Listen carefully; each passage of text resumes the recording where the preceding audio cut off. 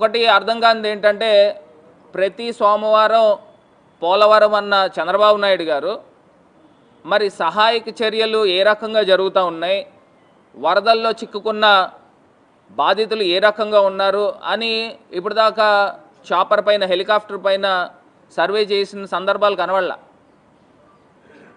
మరి ఒక్కసారి రాష్ట్ర ప్రజలందరూ కూడా గమనించండి. ఇప్పుడు అక్కడ పోలవరం దగ్గర జనరల్గా జరిగే వర్కులుకే ఈయన సోమవారం పోలవరం అని వెళ్తూ ఉన్నాడు. మరి ఇక్కడ ఇంత ఘటనలు జరుగుతూ ఉన్నాయి.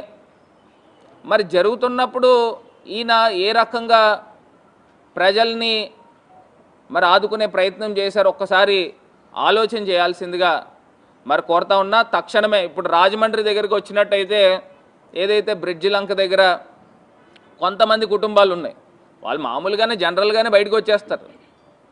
వీళ్ళు ఏదో తీసుకొని వచ్చి ఏదో ఫోటోకో లేకపోతే మీడియాకో చిన్న షో చేసే కార్యక్రమం చేస్తున్నారు. ఇవన్నీ కూడా తక్షణమే మరి ప్రభుత్వం చర్యలు తీసుకోవాలని మరి ఈ సందర్భంగా మరి కోరుతా ఉన్నాము. మరి అదే రకంగా వరదలు అనేసరికి రెండోసారి కూడా మరి వరదలు వచ్చే సందర్భాలు కూడా ఉంటాయి. ఎందుకంటే ఇప్పుడు మొన్న రీసెంట్గా చూసినట్టయితే మ్యాక్సిమం అవుట్ఫ్లో వెళ్ళింది 16 లక్షల క్యూసెక్ వాటర్ అనుకుంటా.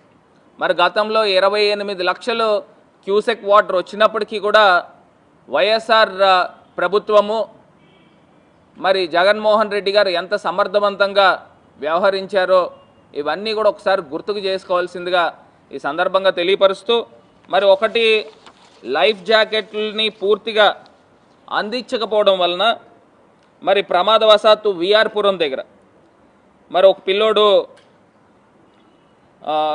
కొప్పాల జగపతి రెడ్డి అనే ఒక పిల్లోడు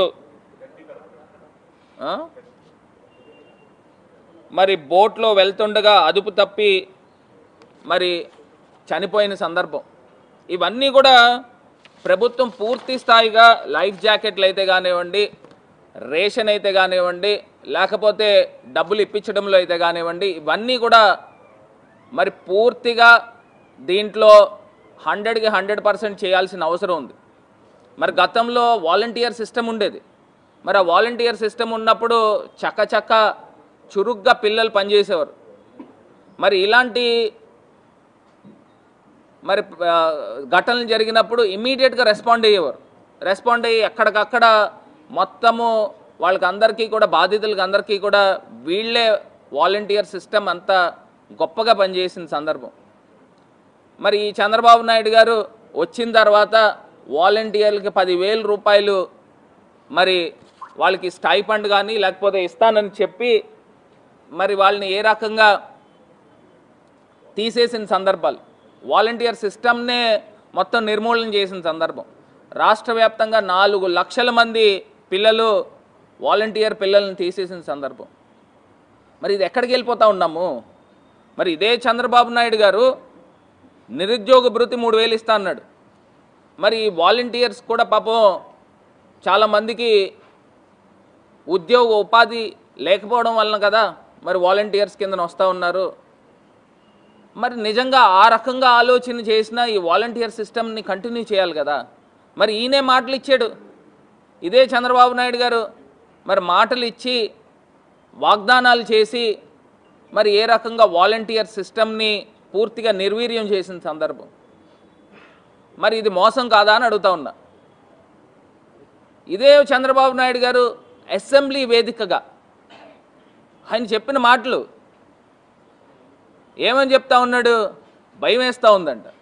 మేము సూపర్ 6 అనే హామీలు ఇచ్చాము, అది చూస్తుంటే భయం వేస్తూ ఉంది, ముందుకు వెళ్ళలేని పరిస్థితులు, ప్రజలు ఆలోచన చేయాలంటున్నాడు. అంటే దానికి అర్థం ఏంటి? నీ సూపర్ 6 హామీలన్నీ ఎత్తేస్తావనే కదా. దానికి అర్థం ఏంటి? ప్రజలు ఆలోచన చేయాలి. ఇంకా నయం అర్థం చేసుకోండి, ఇంక నేను ఇవ్వలేనని డైరెక్ట్గా చెప్పేలే. అదే నాదెండ్ల మనోహర్ గారు మంత్రివర్యులు ఆయన క్వశ్చన్ అవర్లో డైరెక్ట్గా చెప్పాడు 3 సిలిండర్లు ఇవ్వలేము అని. మరి ఇదే మంత్రి లోకేష్ గారు ఆయన ఏం చెప్తా ఉన్నాడు? అందరినీ కూర్చుని కూర్చోబెట్టి మాట్లాడి ఎంతమంది పిల్లలు ఉన్నారో ఐడెంటిఫై చేసుకుని, అసలు ఏంది ఐడెంటిఫై చేసేది? కలెక్టర్లకి సచివాలయాల వారీగా ఏ సచివాలయంలో ఎంతెంతమంది తల్లులు ఉన్నారు, ఎంతెంతమంది పిల్లలు స్కూల్స్కి వెళ్తున్నారు అనేది ఎంతసేపు ఆ డేటా తీసుకోవడము? మరి దానికి కూడా మంగళం చెప్పిన పరిస్థితులు. మరి ఇదే ఎలక్షన్ క్యాంపెయినింగ్లో మరి ఏ రకంగా మాటలు చెప్పారు? 15,000 15,000 15,000 18,000 18,000 18,000 అని ఈ రకమైన మాటలు మాట్లాడి, ఇంకొక ఎవరో పాపం చిన్న పాప ఎవరో వస్తే మంచి హుషారుగా ఉంది, ఈ అమ్మాయికి కూడా 15,000. అసలు ఏం జరుగుతుంది? అసలు మీకన్నా అసలు డ్రామాలు ఆడేవాళ్ళు నయం. అంత గొప్పగా ప్రజల్ని వంచి డ్రామాలు ఆడారు.